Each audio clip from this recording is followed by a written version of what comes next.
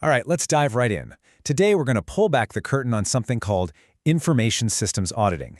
It's the silent, supercritical process that, honestly, keeps our digital world from completely falling apart. So, let's get into it. I want you to imagine something. Think about your bank, your job, even Netflix. Picture each one as this massive, complex digital building. You've got floors made of data, walls built from code, and all these invisible systems powering everything. But with all that complexity, you have to ask a pretty important question. Who's actually checking the foundations? Who makes sure the whole thing is secure and isn't just going to collapse? Well, that's where the IS auditor comes in. You can literally think of them as a highly specialized building inspector, but for that digital structure we were just talking about. Their whole job is to go through every nook and cranny to make sure it's not only safe from break-ins, but that it's also reliable and, built to code. So where does any good inspection start? Not at the construction site, but with the blueprints. Before a single server gets plugged in, there has to be a plan. And in the IT world, that plan is all about governance and management. And here's the crucial split. You've got governance on one side. That's the big picture stuff. That's the board of directors saying our digital building needs to be the most secure in the entire industry. Then you have management. They're the ones who take that big goal and figure out how to actually make it happen. Planning the work, building the systems, and running the day-to-day operations. An auditor's first stop to make sure the plan actually gets you to the goal. Now, a building inspector doesn't just walk around and say, yeah, this looks okay, right? They use an official building code. Well, an IS auditor does the exact same thing. They use these established, internationally recognized frameworks. You might hear names like COBIT or ISO 27001 thrown around. These are basically the building codes for IT, and the auditor checks the company's plans against them to see if everything's up to standard. Okay, so the blueprints look good. Now it's time to put on the hard hat and visit the construction site. This part of the audit is all about inspecting how new rooms or wings, things like new applications or major software updates, are actually built and added to the existing structure. And this isn't random. There's a very methodical process for this, usually called the System Development Lifecycle, or SDLC. An auditor looks at every single stage. Are they testing for security holes before the app goes live? Did the right people actually approve this multi-million-dollar project? See, catching a flaw in the design phase is cheap. Trying to fix it after 1 million people are already using the system, that's when things get messy and expensive.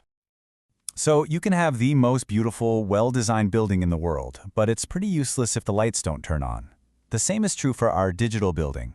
So now the inspection moves to the essential utilities, making sure the systems actually stay online and, just as important, that there's a solid plan for when things inevitably go wrong. When a disaster happens, auditors zoom in on two critical timelines. The first is the Recovery Point Objective, or RPO. It basically answers one simple question. If everything crashes right now, how much data are we willing to lose forever? For a bank, the answer might be close to 0, which means they need expensive, real-time data backups. For a company blog, maybe losing a few hours of data is acceptable, which is a lot cheaper. The second metric is the Recovery Time Objective, RTO. This asks a related but different question. How quickly do we absolutely need to be back up and running? For a hospital's patient system, the RTO might be just a few minutes, requiring a fully redundant, ready-to-go backup site. For an internal HR system, maybe it's 24 hours. The auditor's job here is to make sure the company's disaster recovery plan is realistic and, most importantly, that they've actually tested it. All right, the building is planned well, it's built solid, and the power stays on. Now we get to the part most people think of when they hear security. Checking the locks on the doors, the alarms on the windows, and the guards at the gate. How do we protect the valuables inside? At the heart of all information security is a concept called the CIA triad. Think of it like a three-legged stool. You've got confidentiality, keeping secret, integrity, making sure the data is accurate and hasn't been tampered with, and availability, making sure you can actually get to your data when you need it. If any one of those legs gets kicked out, the whole stool topples over. And the threats are absolutely real. Let's stick with our building analogy. Ransomware, that's like a kidnapper getting inside, locking every single door and demanding a ransom for the new keys. Phishing, that's a con artist in a convincing disguise who tricks you into just handing over your master key. And a denial of service attack?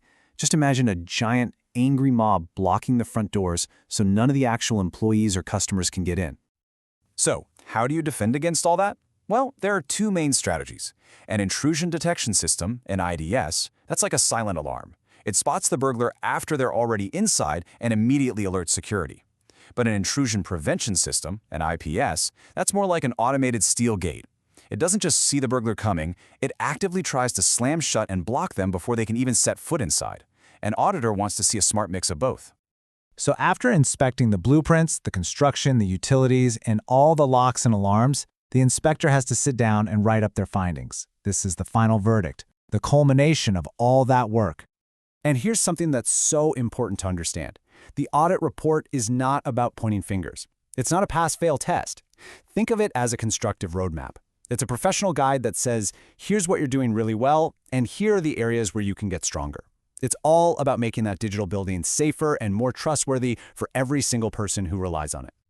So, as we wrap this up, I want to leave you with this one thought. Your personal data, your money, your private conversations, they all live inside these digital buildings. The work of an IS auditor is that invisible but essential force making sure those buildings are sound. And it leaves us with a pretty big question, doesn't it? In a world that is completely built on data, can we really afford for anyone not to be checking the foundations?